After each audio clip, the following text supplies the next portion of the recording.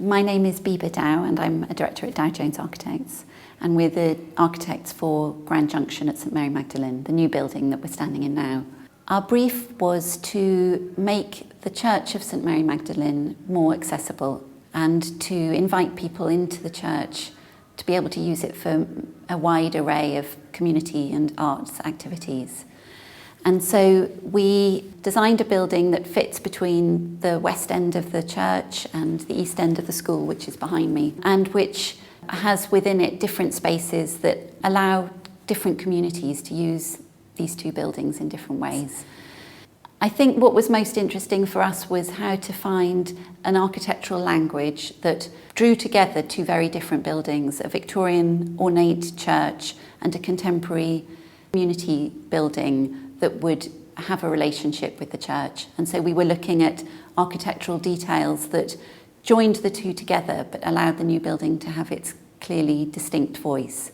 So we looked at materials, for instance, and what we were struck by was how the church is quite plain on the outside, but once you're inside it has this amazingly decorated quality.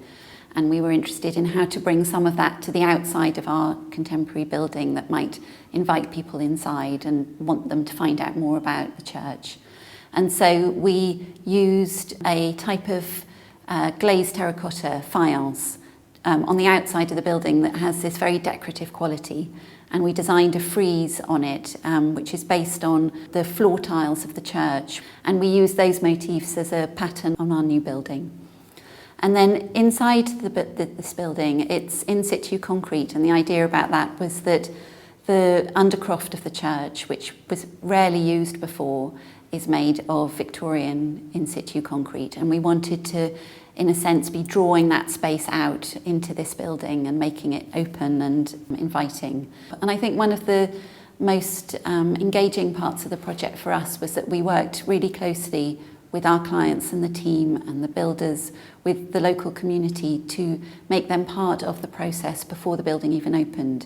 And one of the most rewarding bits for me was the project to make a sort of history of the building, of the Victorian building, part of the staircase here. So we worked with Linda Florence, a textile artist, who led workshops, and different people made tiles that tell the story of the church and which we then cast into the concrete here. And then the stair nosings were cast with the dates that correspond to those tiles. And so going up the staircase is like climbing through the history of the church building. One of the biggest challenges was squeezing our building into the available space. It was a really small site. It was the end of the school playground. Huge change of level, 6-metre change in level across the site from Rowington Close to the canal on the other side. And so we had to squeeze in a building that responded to these physical constraints. For instance, there was one place where we could put a door into the church from the new building, and so that defined where the lift went. And the stair was determined by the kink in the wall behind me on the school side, and therefore that dictated where the rooms around the building sat. And then we fitted everything else around it, and it did feel like a jigsaw puzzle to bring the different bits of the brief together. We were really interested in holding on to the qualities of this stairwell as a space that once had been a courtyard. So there's a roof light, so there's lots of natural light.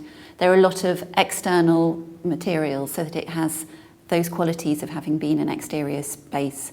We cleaned the brickwork of the school, we re-rendered the wall of the church, and so there's still a sense that you're in a bit of the city here.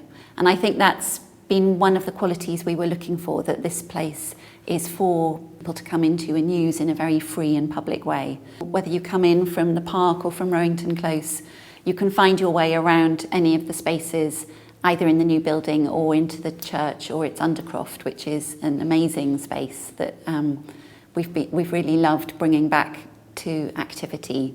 And I think a really special aspect of the undercroft was we had an enormous volunteer programme on site. So we had 40 conservation volunteers from the local community who helped the professional team clean up the space, and that was incredibly rewarding to see and quite pioneering, I think. There's been the input of so many people to shape it as a project. to shape it as we developed it, as we talked about what the design potential could be, making it on site, and now it's so exciting to come here and see it being used in so many different ways. And I love the fact that when I arrive, I never know what I'm going to find inside, but there will be something going on, and it might be a children's art class, or it might be a young people's festival in the Undercroft, or it might be a language class in the cafe. I never know what it's going to be, but it's being busy, and I can't think of a better outcome.